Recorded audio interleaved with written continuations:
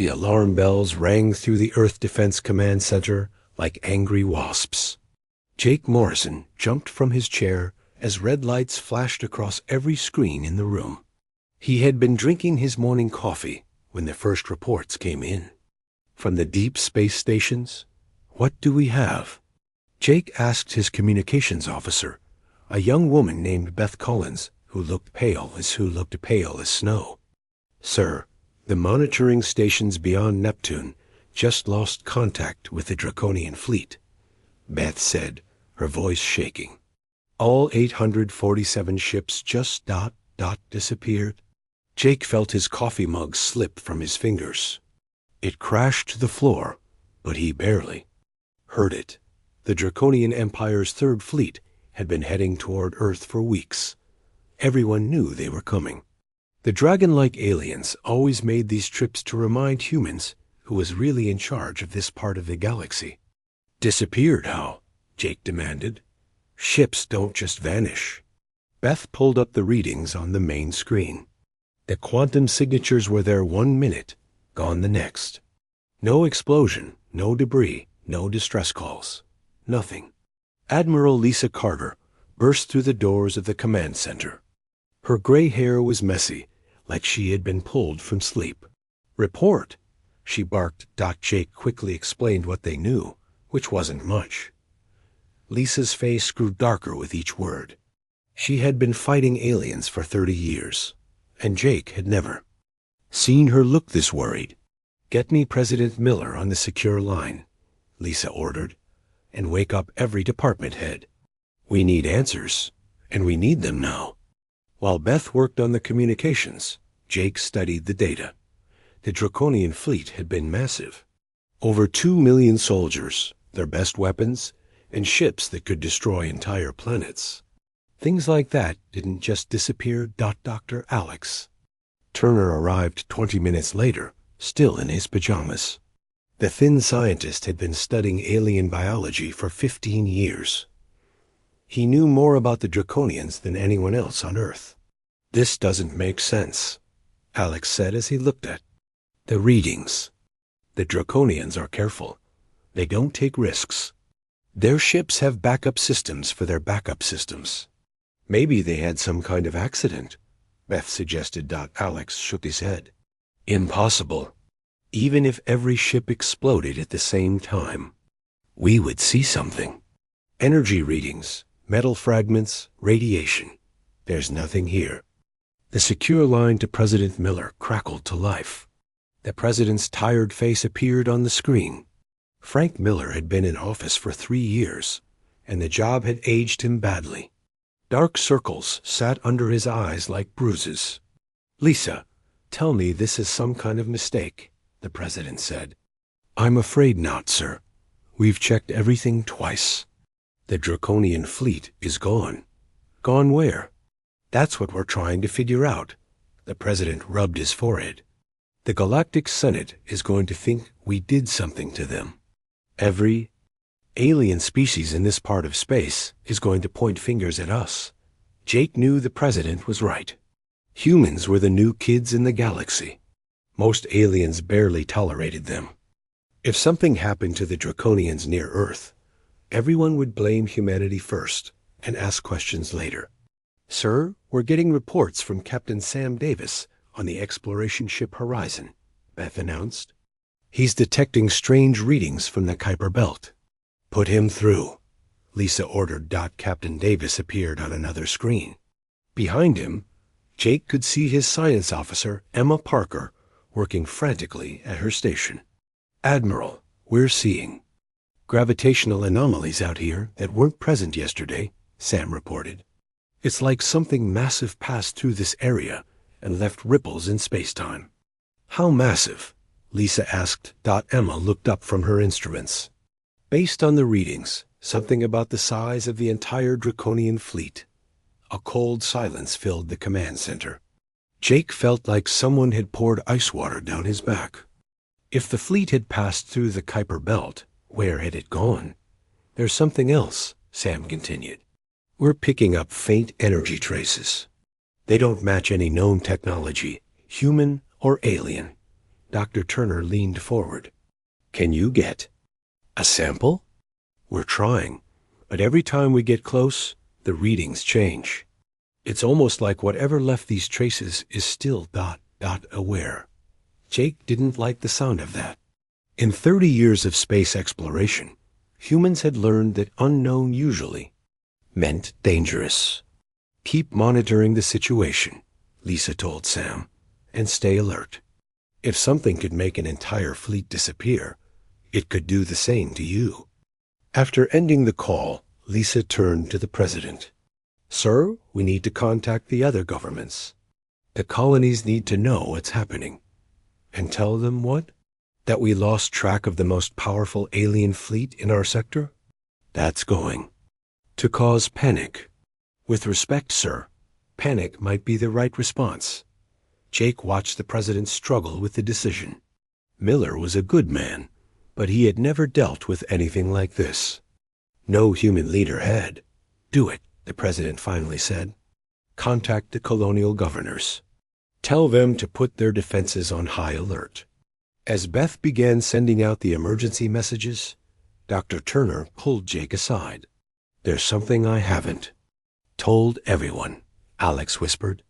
"I've been monitoring Draconian communications for months. They've been talking about humans differently lately." "What do you mean?" "They've been calling us a biological anomaly. The dragons think there's something wrong with our species. They were coming here to study us, maybe even to eliminate us." Jake felt his stomach drop. "You think they found something they weren't expecting?" "I think they found something that found them first." Before Jake could ask what that meant, alarms began ringing again. This time, they were coming from the outer colonies. Ships were disappearing from mining stations near Jupiter. Whatever had taken the Draconian fleet was still out there, and it was getting closer to Earth. 3 days after the Draconian fleet vanished, the aliens came to investigate. Their ship was unlike anything Jake Morrison had ever seen. It looked like a giant crystal mountain floating through space, covered in lights that pulsed like a heartbeat. Galactic. Arbiter Zethkar was 12 feet tall and made of what looked like living diamond. When he spoke, his voice sounded like wind chimes in a storm. Behind him came the investigation team, bug-like krillthax with their clicking mandibles, ghostly ethereals that seemed to float rather than walk, and quantum trackers whose bodies shifted between solid and energy. Colonel Ben Harris met them at the space station orbiting Earth. Ben was a tough soldier who had fought in the Centauri Wars, but even he seemed nervous around these aliens. Jake could understand why. Each member of the investigation team came from a species that could destroy humanity without much effort. "Human Harris," Zethkar said, his crystal body reflecting the station's lights. "Your species will cooperate fully with this investigation." "Of course," Ben replied. "Captain Tracy Johnson will guide your team to the last known position of the Draconian fleet." Tracy was one of Earth's best pilots. She commanded the science vessel Explorer, which had been modified with the most advanced sensors humanity could build. Jake had worked with her before and trusted her completely. The investigation team boarded the Explorer along with Dr. Nina Rodriguez, Earth's top quantum physicist. Nina was a small woman with sharp eyes who could understand math that made Jake's head hurt. If anyone could figure out what happened to the Draconians, it would be her. As the Explorer headed toward the outer solar system, Jake stayed at Earth Defense Command with Admiral Carter. They watched everything through the ship's communication system, ready to help however they could. "The quantum trail ends here," announced Velthrak, one of the quantum trackers. His body flickered between states as he examined his instruments. "It is as if the ships simply ceased to exist." Dr. Rodriguez checked her own readings. "I'm seeing something different. There are traces of dimensional folding in this area. Someone or something opened a hole in space-time." Zethkar's crystal body darkened. "No known species possesses such technology." "Maybe it's not a known species," Tracy suggested quietly. The ethereal mind reader, whisper of thoughts, drifted closer too. The investigation site. Her transparent body began to glow with a soft blue light. I sensed ... echoes. Fear, confusion, and then ... nothing. As if consciousness itself was consumed. Jake felt a chill run down his spine. Back at command, he noticed Security Chief Ryan. Clark watching the investigation with worried eyes. Ryan had been acting strange since the Draconians disappeared, like he knew something he wasn't sharing. "Admiral," Jake whispered to Lisa Carter, "I think we should keep an eye on some of our own people." Lisa nodded slightly. She had noticed it too. Several government officials seemed too calm about losing an entire alien fleet. Normal people would be panicked or at least very worried. On the Explorer, Dr. Rodriguez made a disturbing discovery. "I'm detecting microscopic traces of an unknown energy signature," she reported. "It doesn't match anything in our databases." "Can you collect a sample?" asked Dr. Chris Watson, the mission's xenobiologist. "I'll try." Nina used the ship's collector beam to gather some of the strange particles. But as soon as they were brought aboard, something went wrong. The sample began to dissolve, but not like normal matter. It seemed to fade away, like it was returning to wherever it came from. As it disappeared, the ship's sensors picked up a faint electromagnetic pulse. Did anyone else feel that? Tracy asked, her voice tight. Jake watched from Earth, as everyone on the Explorer looked around nervously. The pulse had felt almost like a thought, like something trying to communicate.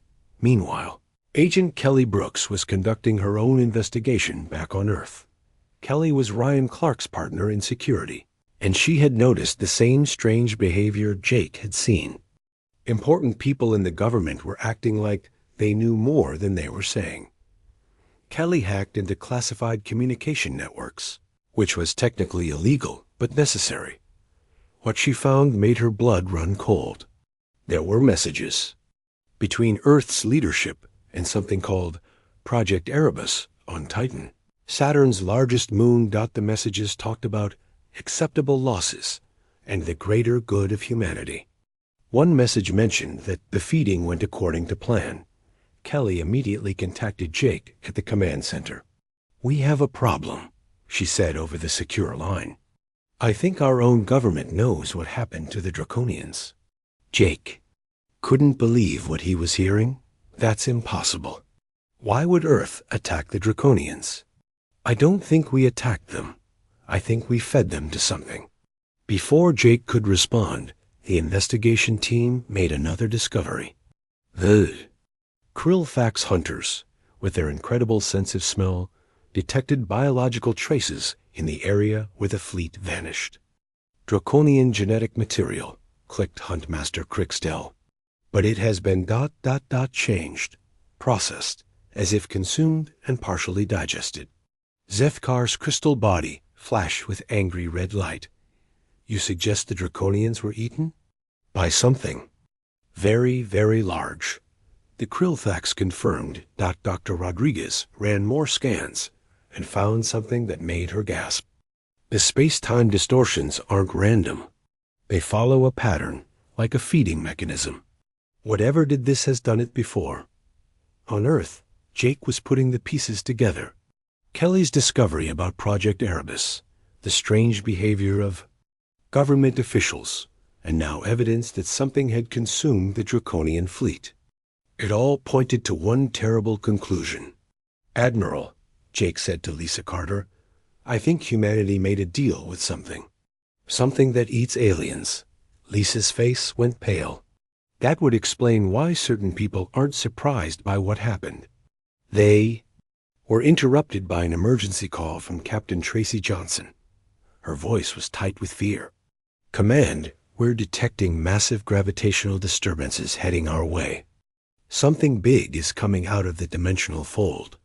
On the main screen, Jake watched as space itself seemed to tear open near the Explorer. Through the hole in reality, something vast and dark began to emerge. It wasn't a ship or even a creature in any normal sense. It was like looking at hunger itself given form. The thing that had eaten the Fae, Draconian fleet, was coming back. And from the way, the government officials were still acting calm. Jake realized with horror that they had been expecting this all along. Get the Explorer out of there now, Admiral Carter ordered. But Jake wondered if it was already too late. Not just for the investigation team, but for everyone who was starting to learn Earth's terrible secret. Agent Kelly Brooks stared at the classified files she had stolen from the government servers. Her hands shook as she read message after message about Project Erebus. The truth was worse than she had imagined. Kelly grabbed her partner Ryan Clark by the arm. "We need to talk. Now." Ryan looked around the security office nervously. "Kelly, you're acting paranoid. Maybe you should take some time off." "Don't lie to me, Ryan. I know you've been getting special briefings. I know about Titan." Ryan's face went white. For a moment, Kelly thought he might deny everything. Then his shoulders sagged like he was carrying a heavy weight. "You don't understand. What's at stake?" he said quietly. Humanity was dying out there. The Draconians, the Krillvax, the Ethereals, they all wanted us gone. We were nothing to them. So we made a deal with a monster? We made a deal with survival. While Kelly and Ryan argued, Captain Tracy Johnson was racing her ship away from the thing emerging from the dimensional fold. The Explorer's engines screamed as she pushed them beyond their limits. "It's following us," reported Dr. Nina Rodriguez from her station. "The gravitational distortions are getting stronger." Behind them, the entity that had consumed the Draconian fleet stretched across space like a living shadow. It wasn't solid or gaseous or energy. It was something else entirely, something that existed in the spaces between normal reality. Galactic Arbiter Zethkar stood rigid, his crystal body flashing with colors Jake had never seen before. This is impossible. No creature can exist in dimensional folds. "It's not just existing there," Nina said, studying her readings. "It's using the folds to move. That's how it caught the Draconians. They couldn't run from something that doesn't follow normal physics." The ethereal mind reader, Whisper of Thoughts, suddenly screamed. Her transparent body flared with painful light. "I can hear it thinking. It knows we're here. It's curious." "About us? Curious how?" Tracy demanded. "It wants to know what we taste like." Tracy hit the emergency thrusters, but the Explorer was an old science ship, not a warship. The thing behind them moved faster than anything had a right to move. Then, just as it seemed like they would be caught, the entity stopped. It hung in space like it was waiting for something. A moment later, Jake understood why. On Earth, President Frank Miller appeared on every communication channel at once. His face was grim but determined. "Citizens of Earth and the colonies," President began, "I have an announcement to make about recent events." Jake watched from the command center as the president told the most impossible story he had ever heard. 40 years ago, human deep space explorers had found something sleeping in the void between galaxies. Something ancient and hungry that fed unconscious minds. The entity we call the Hunger had been dormant for millions of years, President Miller continued. Our scientists woke it by accident. When it tried to consume our exploration team, we managed to communicate with it. The president paused, like the next words were difficult to say. The Hunger offered humanity a partnership. It would protect U.S. from hostile alien species and share some of its technology. In return, we would help it find suitable feeding opportunities. Jake felt sick. Suitable feeding opportunities meant other intelligent species. It meant the Draconians. The Draconian Empire was planning to study and possibly eliminate humanity, the president said. They saw us as a threat to galactic order. The Hunger removed that threat. On the Explorer, the investigation team listened to the broadcast in Stunned silence. Zethkar's crystal body had turned completely black. "Your species has committed the greatest crime possible," the Arbiter said in a voice like breaking glass. "You have brought an apex predator into our galaxy." Dr. Sarah Mitchell's voice suddenly came over the communication system. She was the director of the secret facility on Titan, and she sounded tired. "The hunger isn't just a predator, Sarah," sighed. "It's a collector.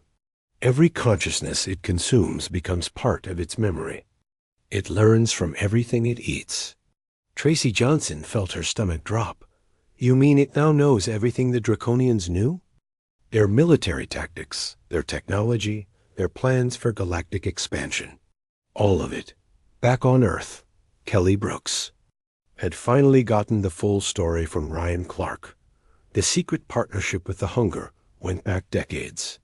Earth's rapid technological advancement, their successful defense against alien raiders, their ability to establish colonies. It had all been possible because of the Hunger's help. "We thought we could control it," Ryan said miserably. "We thought we could pick and choose what it ate. But it's growing stronger," Kelly realized. "Every species it consumes makes it smarter, more powerful, and hungrier." Jake watched the news feeds as the story spread across human space. Some people were horrified. Others were grateful that humanity had survived the hostile galaxy. Most were just terrified. But the worst was yet to come. Dr. Nina Rodriguez made a discovery that changed everything. While studying the Hunger's energy patterns, she found something that made her blood freeze. "The entity isn't satisfied with occasional feedings," she reported to everyone who could hear. "It's been growing exponentially. Each consciousness it absorbs makes it need more food, not less." "What are you saying?" Tracy asked. "I'm saying that partnership with humanity was always temporary. We were never its allies. We were its appetizers." The truth hit Jake like a physical blow. The Hunger had used humanity to establish itself in the galaxy. Now that it had consumed the Draconians and learned their secrets, it didn't need human help anymore. It could feed on whoever it wanted. As if responding to Nina's discovery, the Hunger began to move again. But this time, it wasn't chasing the Explorer. It was heading toward the inner solar system. It was coming for Earth. On the communication channels, panicked reports began flooding in from the outer colonies. Mining stations near Jupiter were going dark. Transport ships were disappearing. The Hunger wasn't waiting for Earth to select its next meal. It was hunting on its own. Dr. Sarah Mitchell's voice came over the emergency channels one last time. "We created a monster," she said simply. "And now it's coming home to roost." Jake looked at Admiral Lisa Carter, who was staring at the tactical displays with the expression of someone who had just realized their worst nightmare was coming true. "How? Do you fight something that exists between dimensions?" she asked. Jake didn't have an answer. But as he watched the Hunger's approaching signature on the screens, he realized they were about to find out whether humanity's deal with the devil had been worth it. The galaxy was about to learn what Earth had unleashed upon them all. The galaxy burned with messages of war. Within hours of President Miller's broadcast, every major alien species declared humanity a threat that had to be destroyed. Jake Morrison watched the communications flood in from across known space. The ethereal council called humans corrupted beings. The Krillfax hegemony mobilized their entire war fleet. Even peaceful species like the Gentle Ones demanded that humanity be quarantined forever. "Incoming transmission from the Vorthic Collective," announced Beth Collins, her voice tight with fear. Admiral Lisa Carter nodded grimly. "Put them through." Galactic Arbiter Zethkar appeared on the main screen, but he was no longer alone. Behind him stood representatives from dozens of alien species. Their faces, claws, tentacles, and energy forms all showed the same thing: rage.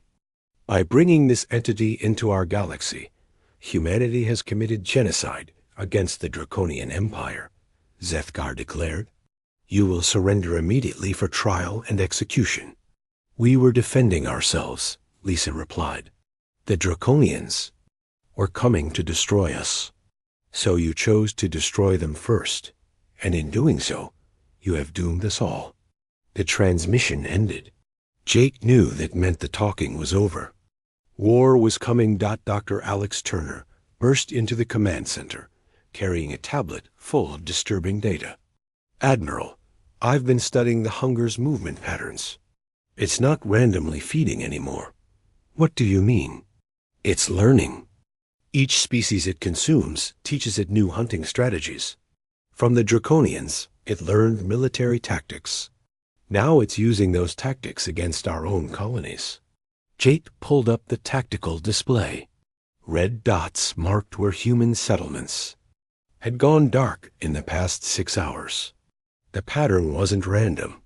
The hunger was cutting off Earth's supply lines and isolating the outer colonies.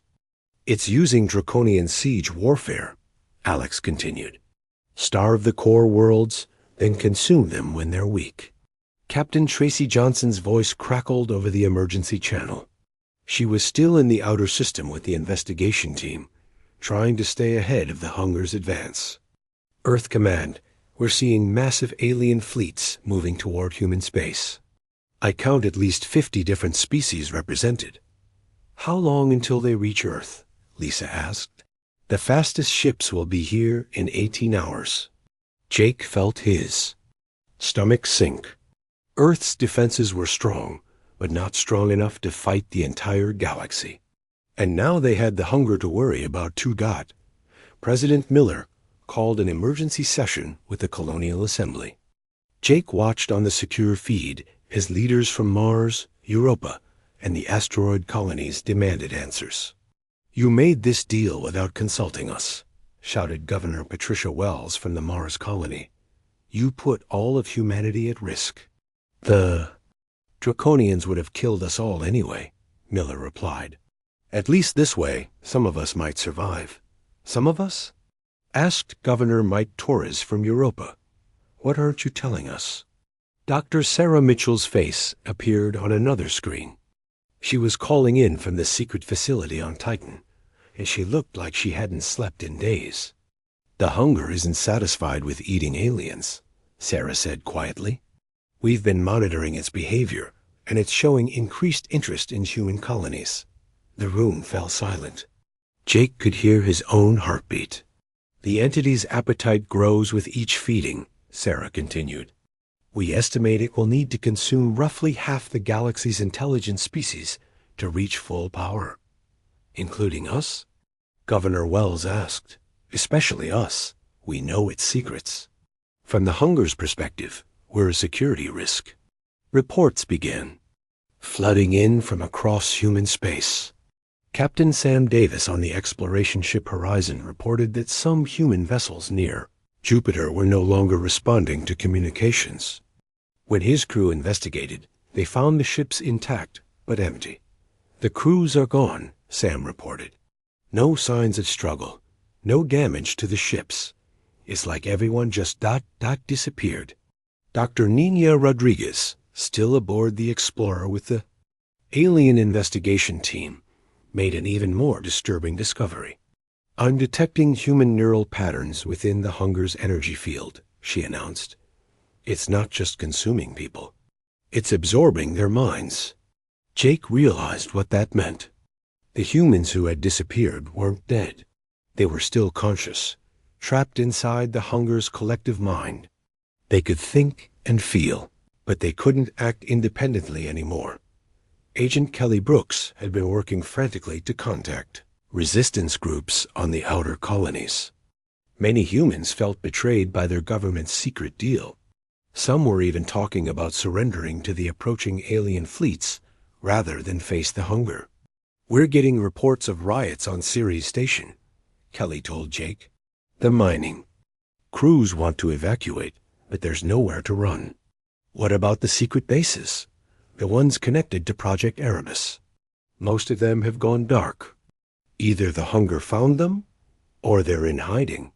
As if summoned by their conversation, Dr. Sarah Mitchell sent an emergency transmission from Titan. "The facility is under attack," she reported. Her image flickered as explosions shook the underground. "Base, the hunger has found us. It's coming through the dimensional gateway we built." Jake watched in horror as the feed showed massive tentacles of living shadow pouring through a hole in space. They moved like they were searching for something specific. "It's looking for the control systems," Sarah shouted over the alarms. "If it takes control of our gateway technology, it won't need to hunt ship by ship anymore. It could appear anywhere in the galaxy instantly." The transmission cut to static dot on Earth. Admiral Carter was coordinating the planet's defenses. But Jake could see the hopelessness in her eyes. Even with the hunger's technology, humanity couldn't fight everyone at once. "Sir," Beth Collins called out, "we're getting a transmission from Captain Johnson. She says the alien investigation team wants to make a deal." Lisa raised her eyebrows. "Put them through." Galactic Arbiter Zeth Kar appeared on screen again, but this time he looked desperate rather than angry. "Admiral Carter, my species has decided that the hunger represents a greater threat than humanity," he said. "We propose a temporary alliance. You want to work with the people who brought this thing into your galaxy? We want to survive. And despite your species' moral failings, you know the hunger better than anyone else." Jake could see Lisa weighing the options. An alliance with some alien species might give humanity a chance, but it would also mean admitting that their deal with the hunger had been a terrible mistake. "What are you proposing?" Lisa asked. "Combine our fleets and try to contain the hunger while we search for a way to destroy it. And after we deal with the hunger?" Zethkar's crystal body darkened. "That discussion will come later, assuming any of us survive." Before Lisa could respond, new alarms started ringing. Jake looked at the tactical display and felt his blood turn to ice. The hunger wasn't waiting for the alien fleets to arrive. It was emerging from dimensional folds all around Earth. Dozens of tiers in space opened like hungry mouths, and from each one poured the dark essence of humanity's greatest mistake. The entity they had awakened to protect them was finally coming home, and Jake realized with growing horror that it wasn't coming to protect humanity anymore. It was coming to finish what it had started. The battle for Earth began at dawn. Jake Morrison watched from the command center as dimensional tiers opened like wounds in space around the planet. Through each opening came hearts of the hunger, tentacles of living shadow that reached toward Earth's cities like grasping fingers. The combined human and alien fleets opened fire, but their weapons passed through the hunger like it was made of smoke. Energy beams, missiles, and plasma cannons had no effect on something that existed between dimensions. "Conventional weapons are useless," reported Captain Tracy Johnson from the Explorer. She was leading a mixed squadron of human and alien ships, trying to protect the evacuation vessels fleeing Earth. Admiral Lisa Carter stood rigid at her command post, watching her carefully planned defenses fall apart. "Dr. Rodriguez, any ideas on how to fight this thing?" Dr. Nina Rodriguez's voice came over the communication system from her research ship. "I'm working on it, but the hunger doesn't follow normal physics. It's like trying to shoot at a shadow." The entities seemed to sense their frustration. Parts of it began to solidify, taking on forms that could interact with normal matter. Massive tentacles wrapped around orbital stations, crushing them like toys. The screams of the trapped crews echoed over the communication channels before cutting to silence. But something strange was happening. Instead of just destroying everything, the hunger was being selective. It consumed the crews, but left the stations mostly intact. Jake realized with growing horror what this meant. "It's not here to destroy us," he told Admiral Carter. "It's here to harvest us." The truth became clear as they watched the hunger's attack pattern. The entity was treating humanity like farmers, collecting the crop it had been growing for 40 years.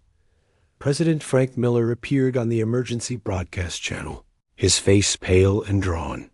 "Citizens of Earth, this is not how we planned things to end. The entity we partnered with has grown beyond our ability to control." "No kidding," muttered Agent Kelly Brooks from her security station. The president continued, "I'm authorizing Operation Final Dawn. All government officials and essential personnel are to evacuate to the hidden bases in the Centauri system." Felt a surge of anger. Even now, the government was planning to abandon regular people while saving themselves. Dr. Sarah Mitchell's voice suddenly crackled over the emergency channel. She was calling from the ruined Titan facility, her voice weak but determined. "I'm still alive in the ruins," Sarah reported, "and I think I found a way to hurt the hunger." "How?" demanded Admiral Carter. "The dimensional gateway technology we built. It works both ways. We've been using it to let the hunger into our reality, but we could reverse the process." "You mean push it back to where it came from?" "Better than that. We could collapse the dimensional fold while it's partially inside. It would trap the hunger between realities, where it can't feed on anything." Tracy Johnson's voice cut in urgently.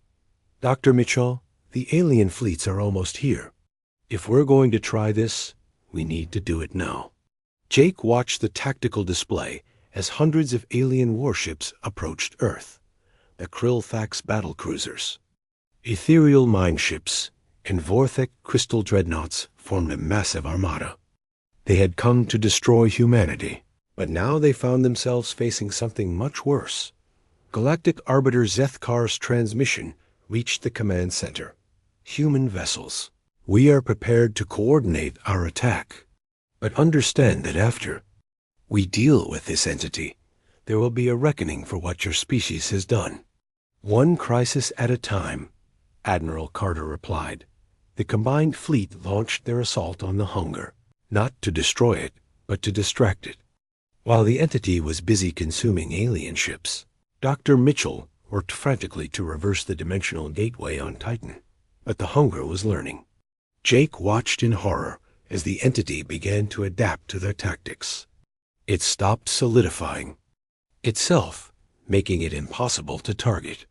Instead, it focused on consuming the minds of pilots and crew members, turning the ships against each other. "It's using our own people against us," Tracy reported as human ships began firing on their allies. "The absorbed crews are still conscious, but under the hunger's control." Dr. Nina Rodriguez made a disturbing discovery while analyzing the hungers. Behavior patterns. The entity isn't just consuming humans randomly. It's selecting specific people. "What kind of people?" Jake asked. "Scientists, engineers, military leaders. It's targeting anyone with knowledge about our technology or defenses." Jake realized what this meant. The hunger wasn't just feeding. It was preparing for something bigger.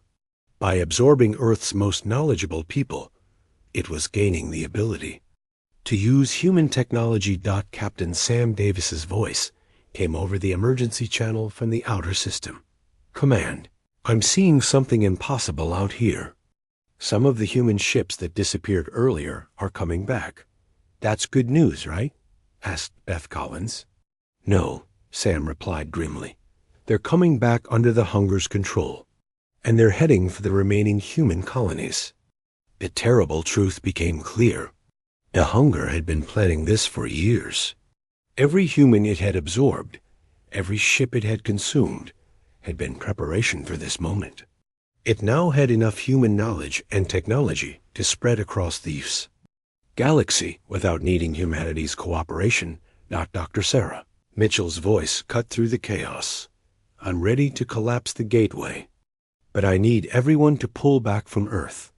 The dimensional implosion will be massive." "What about the people still on the planet?"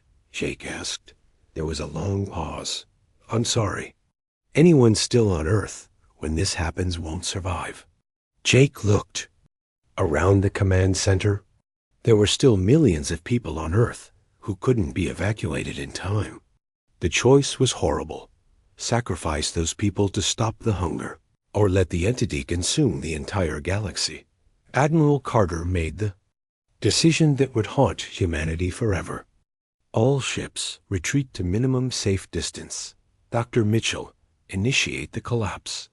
As the fleet pulled back from Earth, Jake watched the dimensional tiers around the planet begin to destabilize.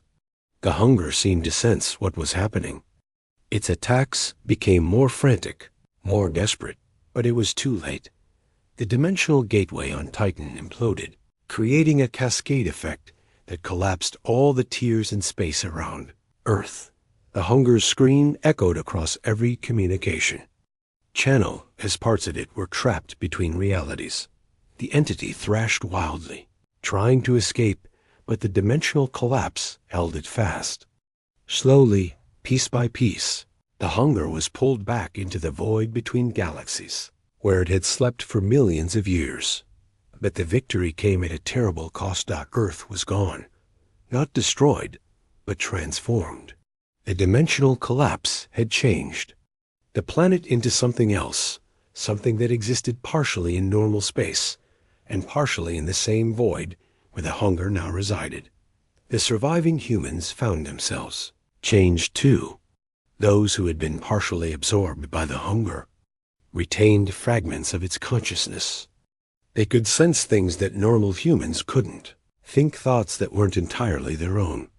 Jake looked at his hands and realized he could feel the thoughts of his colleagues. The boundary between individual minds had become blurred. Humanity was no longer fully human. 6 months later, the scattered human survivors established new colonies far from Earth. But they were different now. They moved through space in ships that seemed to flicker between dimensions. They communicated in ways that made other species nervous. The galactic community kept its distance from the changed humans. They had stopped the hunger, but in doing so, they had become something almost as frightening.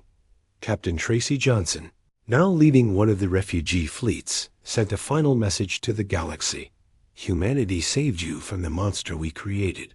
But the process changed us. We're not the species we used to be. Jake, now serving as liaison to the few alien species that still communicated with humans, often wondered if they had truly won. The hunger was contained, but humanity had paid with their souls. Sometimes, in the quiet moments between stars, he could still hear whispers from the void. The hunger was trapped, but it wasn't dead, and part of it would always be connected to what humanity had become. The galaxy was safe from the ancient entity humans had awakened. But now they had to learn to live with the children of that dark partnership, beings who were no longer quite human, but not quite something else either.